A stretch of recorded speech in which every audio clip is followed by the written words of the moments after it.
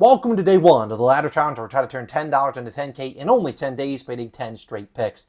Yes, we lost again. We have lost 7 straight. Since my daughter was born, I have yet to cash a ladder challenge. That is insane. She's over 2 weeks old. We need a winner, and it starts on a random Tuesday night in the association, and then we're turning it into 10 in a row. Mark my words, let's lock in. A reminder, top link in my bio, loading all the legs for you on FanDuel. Second link, giving you access to our Discord, where we post exclusive plays that you don't find here. Join, 50% off. Here we go, the first 2 legs on the same player. Karl-Anthony Towns, 8+ rebounds, as well as his under 32.5 points. As well as the rebounds, great matchup for him against Boston. They fire up a ton of threes. He'll be down there grabbing some boards. He has 8 or more in 29 of his last 30, including 10 straight games versus Boston. I'm fading him for the points because he's likely defended by Jaylen Brown, who he knows is a pretty good defender, and Cat over the last few years has really struggled when he has opposing wings on him as opposed to a center. When you see Cat score 30+ points, it's typically because the opposing team puts their center on him and just lets him spray threes all game long. That's not what the Celtics typically do. He's under that line,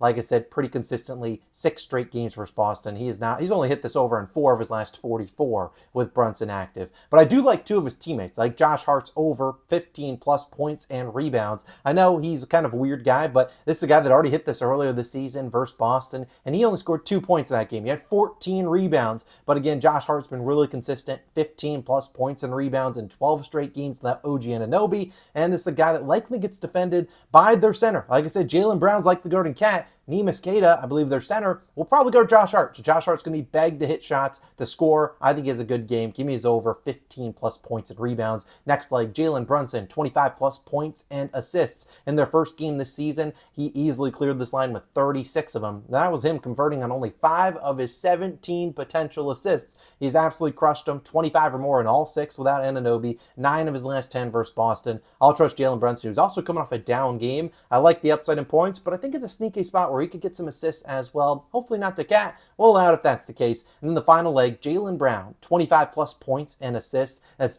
something he's done in 13 straight games. There's no Anunoby, so the Knicks don't really have a great size matchup against him. I just don't trust the Knicks defense a ton here. I think they're going to get abused by Jaylen Brown. He might hit that over in points alone, but he also could set up some of his teammates for some assists at home. There you go. There's the full parlay with the boost on it. That is a day one winner. We're ending the losing streak, and we're starting tonight climbing. That's all it takes is 1, and then we can hit 10 straight. Let's get it done. And as most importantly, let's start climbing, baby.